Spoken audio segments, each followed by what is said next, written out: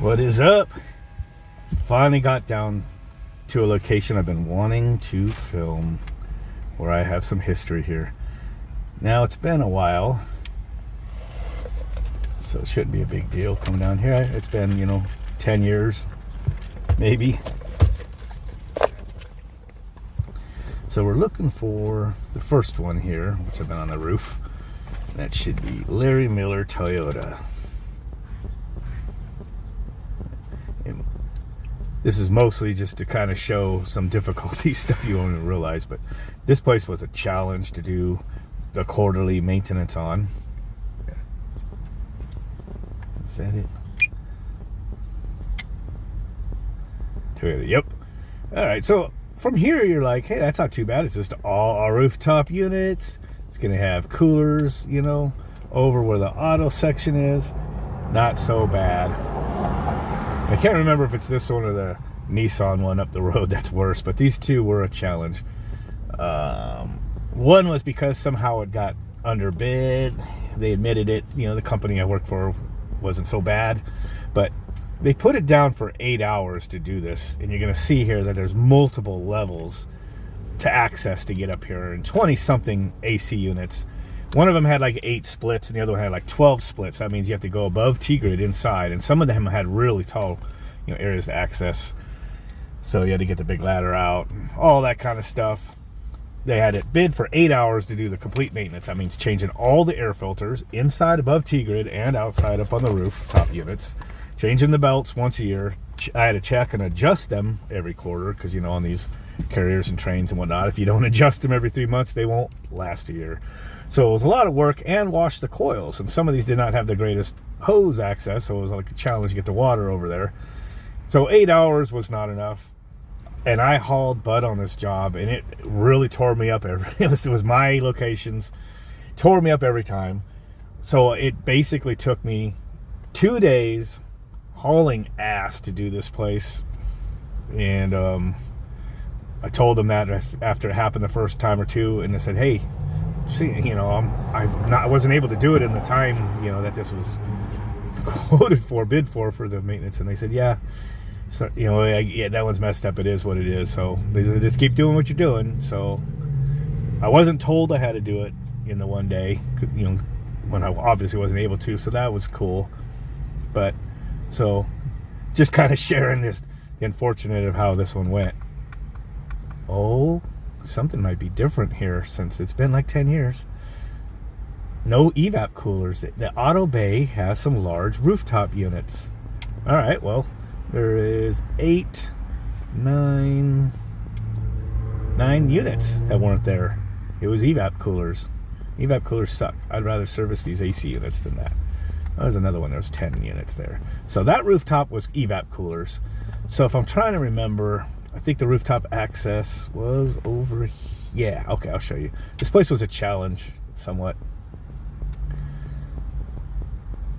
I know you went into a mechanical room over here. Now I gotta check because I could be mixing this one up with the other place, which is also a challenge.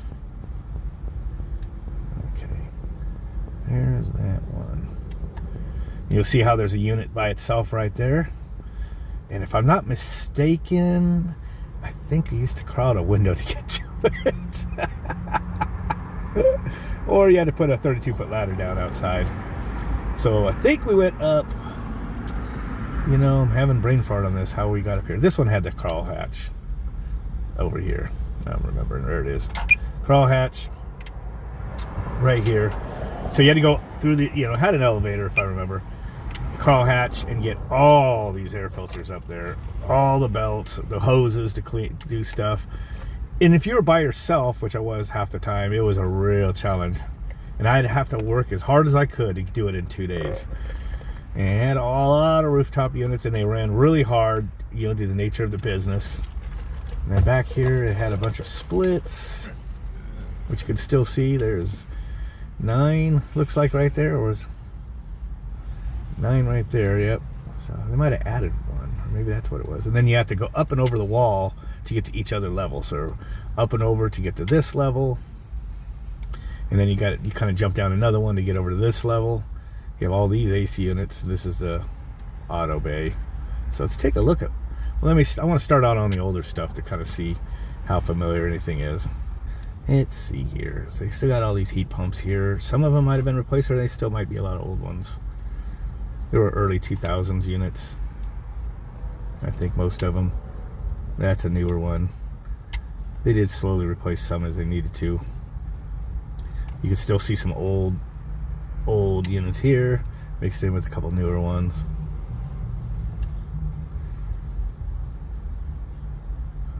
At least this place didn't have the pigeon problem. So there's that. You had some of the larger units on the corner areas, because this was like a lot of glass. A lot of glass on the outsides of these places. So I noticed the corner units would have the bigger, like 10-tonners or a little larger over there. I think this unit looks like it's been replaced. Yeah, since I was here last. Oh yeah, it's not as old as that one was. So, So this place was a challenge. These corner units ran non-stop. They never stopped. They were going through fans, here or there, other parts. And you see some older ones in the middle. And one thing is, there was always write-ups here. There was always needing motors, or even I'd go and find a compressor toast sometimes, especially if they didn't okay the fan motors and they ran hard. Let's stop right there for a second and show you some photos I found in my archive in my OneDrive. Written up some quotes for stuff, and they would sometimes eventually have us come fix them, but there was one time where they actually had somebody else come in that bid under us. Here's some photos from a folder from the kind of work I found that the other company came in and did. We thought that the other companies are such a great, price and everything, but here's the compressor. They put a suction filter in it, and look right here. OEM strainer, check valves, everything, still in this old 50 TFQ unit. These guys just wham bam, thank you ma'am, slammed in a new compressor, threw in a filter dryer, and didn't even replace the original strainers, check valves. Installed no liquid line filter, nothing. Here's one from the other angle, looking through there, just slammed it in there. Guarantee you they probably didn't pull, purge with nitrogen and do all that stuff. I was laughing because the contactor, of course, it wasn't replaced. There's a side view. They put in a new outdoor fan motor, which I think if you look back a couple shots, I think I have it in here somewhere. They used, like right here, the long shaft, cheapest fan motors they could stick. I was quoting in OEM fan motors. Of course, hackery. A lot of people get mad at me for calling this out, but you know what? People do this even on residentials where kids can access this, and this is very high voltage when the unit's running with the back EMF and everything. So 230 volt residential, there could be 300 volts sitting here. Kid touched that, so don't do that. Secure them underneath. If you look at some of my older videos, you'll see where I recommend cutting them short and putting dead end connectors on there. Then they won't fall in the fan. They're not hanging out the grill. And sometimes you can even shove those into the conduit and make it look like an OEM. Check out how they did not use the OEM location for the electrical conduit because the wires were too short on the motor, so they drilled a new hole. And in this slide, you can see that they ran the wires up and over the coil, pinched it by the top panel, so that they could get their short motor wires to reach over to the contactor. Here was where somebody did the repair on one of the condenser units. Had left their empty jug of refrigerant up there. I think that was the last photo there. Pretty bad. I think I have one other photo here. Here it is. I believe this was like the contactor for the compressor. Wasn't changed, left in place. So yeah, they found someone to do the work cheaper, and they got what they paid for.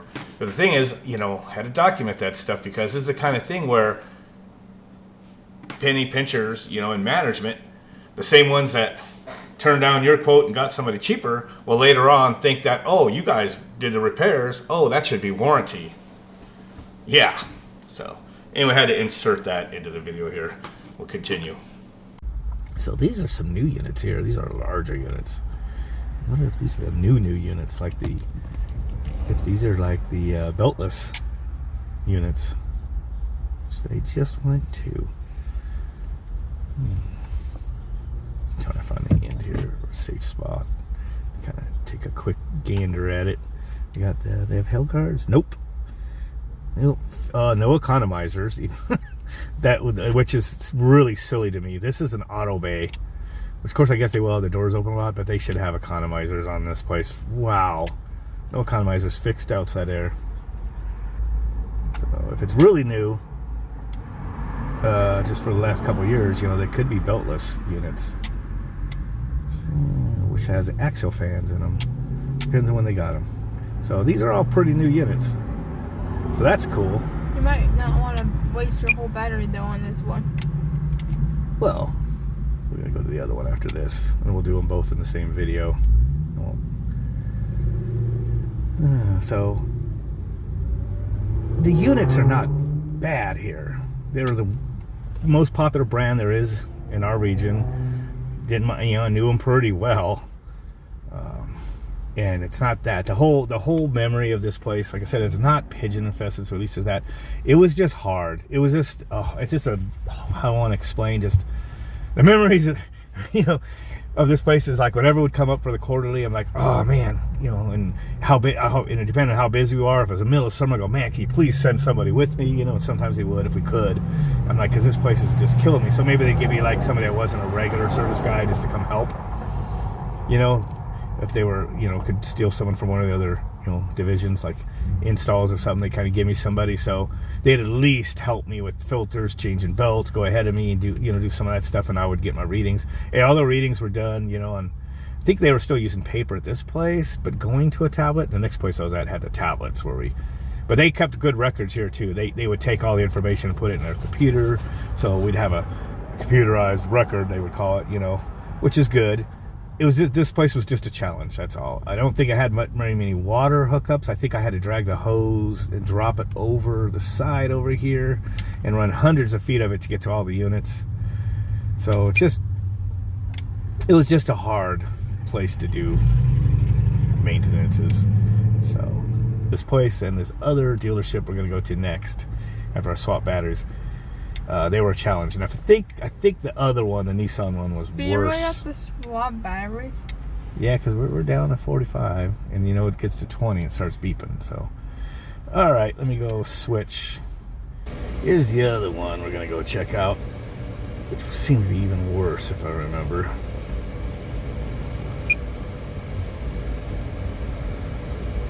Let's find it.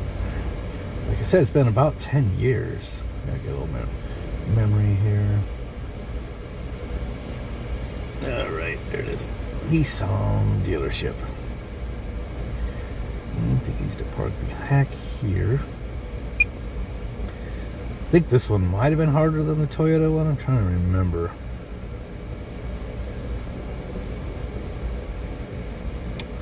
So this one is the one where we went up right in this little crawl spot right here. This is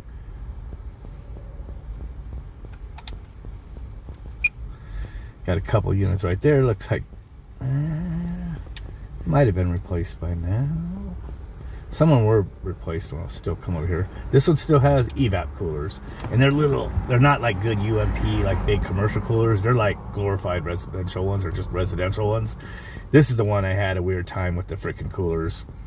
We'll talk about that in a second if we check everything out. You have the little cubbies that you had to climb up and through into that one, then you climb up and go through in this one, and then I'm trying to remember how we got over to this section. I think I had to just climb over the wall, or nope, it had a hatch too. That's right. It's a big drop, even though it doesn't look like much. So there's a hatch upstairs again. So I had two different access points. It looks like this is the one that has I thought it was 8 splits, but there's 6 right there. So same scenario. Looks like they're trying to see if wow, that's not was that one there? Can't remember. It's a ream or whatever. Can't remember if that was there before. It might have been. Same thing. They got big. Oh, there's more splits. Yeah, this is the one that has the air handlers inside, way high in the corner of the showroom. I don't know why they had splits. It went to probably something that was added after the fact. Then they have the couple big 10-tonners here that were for the corners. They ran non-stop because of the glass. That's why they have those. 2 more splits over there. So those were always fun. This was the same deal. It was also bid for 8 hours.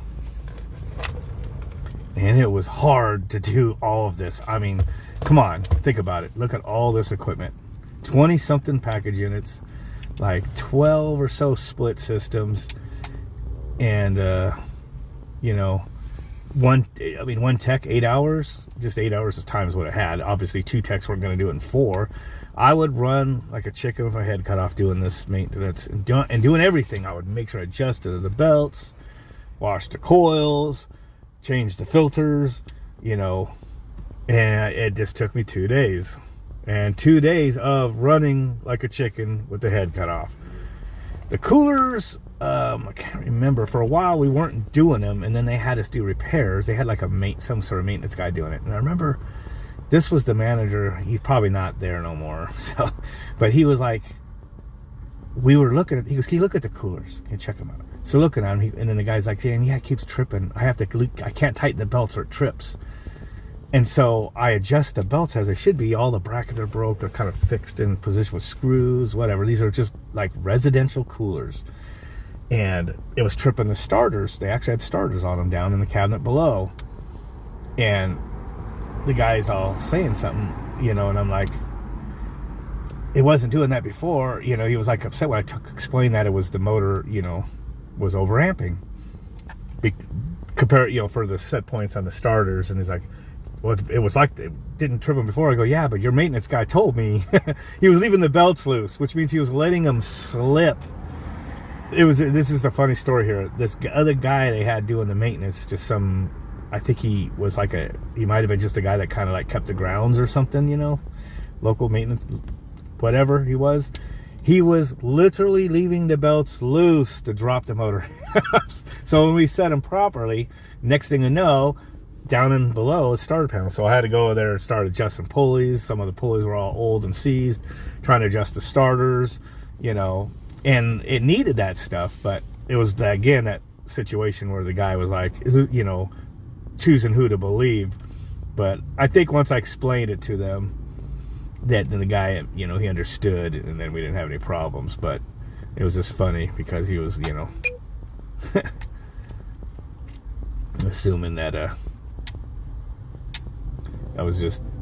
I wasn't giving him the truth or whatever, but I was giving the truth. He just didn't realize what you know, how they were set up and not set up right before.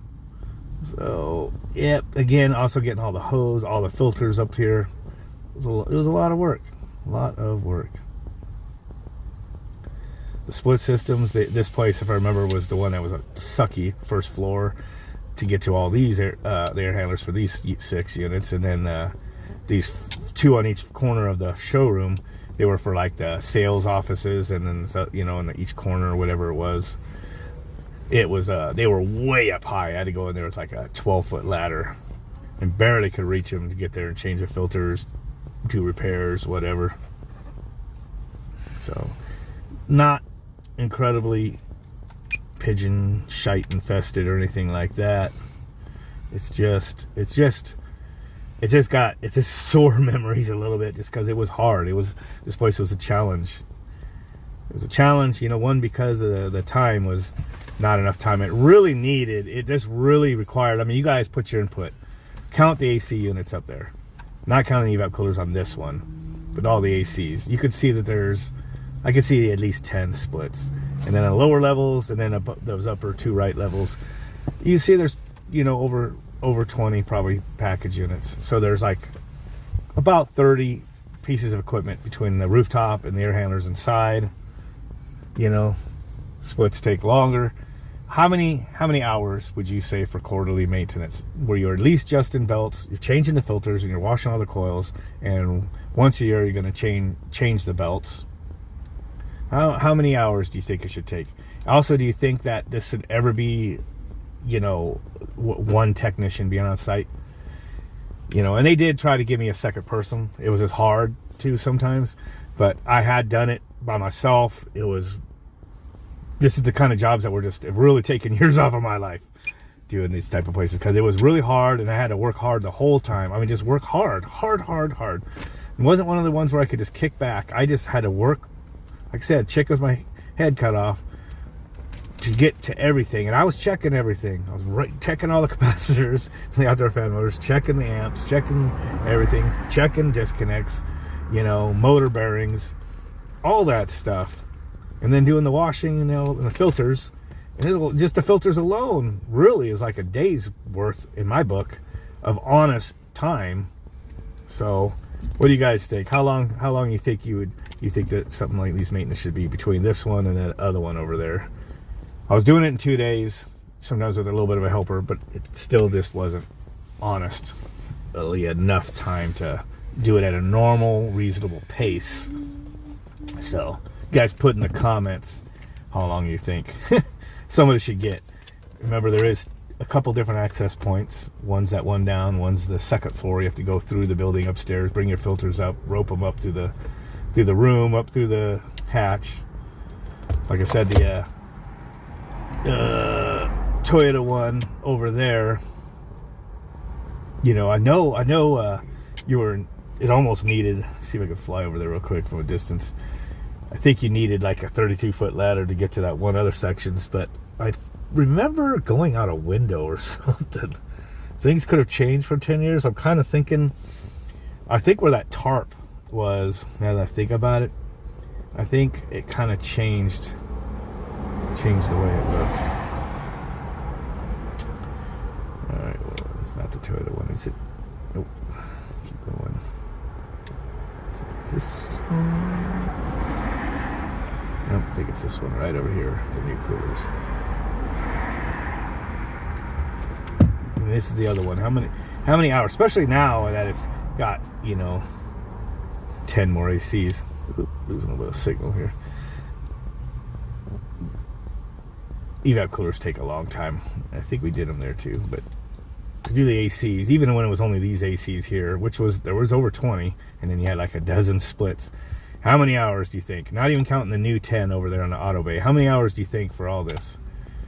As I said, it was kind of fun to get to all this stuff. I think actually this one, if I remember, I thought there was like I remember going up with my ladder, I think it was. I'll get this on fast. I remember going up here. I could have remembered.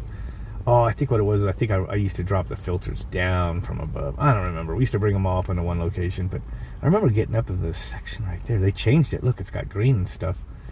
Yeah, there was a way to get... Oh, there's a door right there. That's what it was. There's a door. There's a door, and then there's a little ladder going up and above. And then there's one AC unit over here. Yeah, that's what it was. Man, try to remember that. It's like a 10-tonner right there. So I remember there was a way to get up here. We were going out something. It was a door. You just had to make sure you didn't get locked out. That's what it was. And they changed that little section right there. They made it into an area for customers to go hang out, I guess. Or that's a break area for the employees. I don't know. But I'm rambling on now. But anyway, memories for myself. A little show and tell for you all. I don't know. They were just tough maintenances for me. I guess if we were probably given, 4 days each place, it wouldn't have been as bad. The memory wouldn't have been as bad. But it's just bad in my mind just because it was hard. It was just physically hard to get that done even in 2 days. So leave some comments what you think. What you think the time should be bid for doing those two places, each separately. Anyway, this is right by the I-10 down here. Some people know where it's at. With that, don't forget to like, subscribe, share, all that stuff. Try to get some more videos out there. Catch you later.